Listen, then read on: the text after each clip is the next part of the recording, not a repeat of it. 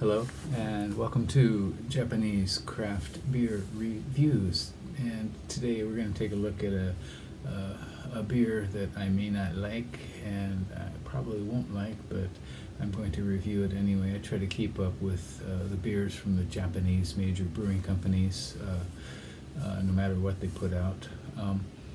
And this is one of those. It is from Suntory, one of the four major Japanese brewing companies, and this is called Suntory Craft Senretsu Bitaa I.P.A.Type, and this is the second one in this series. The first one was simply called Suntory Craft Ale Type, and I have reviewed it, and it's up on some time back, but it was not very good. This is considered a happoshu. It consists of some barley malt mix, but it includes wheat spirits, grain spirits, to fortify it. So it's not an all malt beer at all. And this Suntory, this is a kind of a new, seems like a new series, the Suntory Craft series. They've had a number over the years.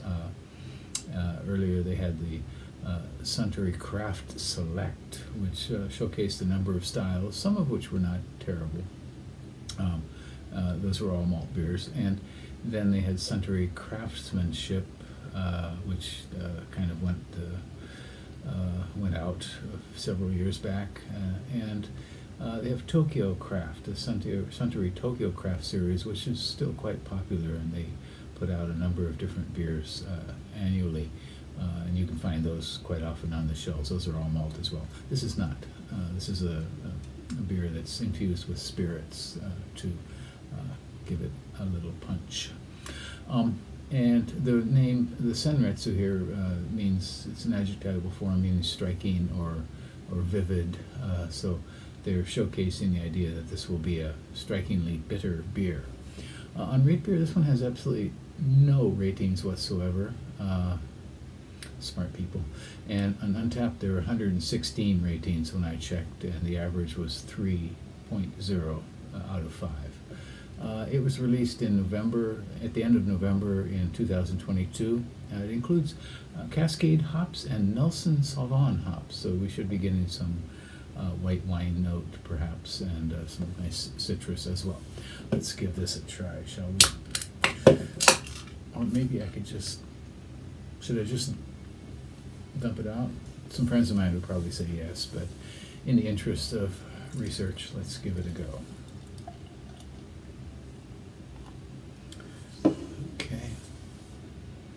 Yeah. Okay, well, taking a look at it, as all Japanese major beers are, it's beautiful. You can see this long thread of carbonation sort of swimming across the glass back and forth. It's really quite something. Beautiful beers always. Kind of thin, frothy head though. Just what I expected. Kind of sort of a vegetal and overripe fruit note in the aroma. No evidence of Nelson Sauvin whatsoever.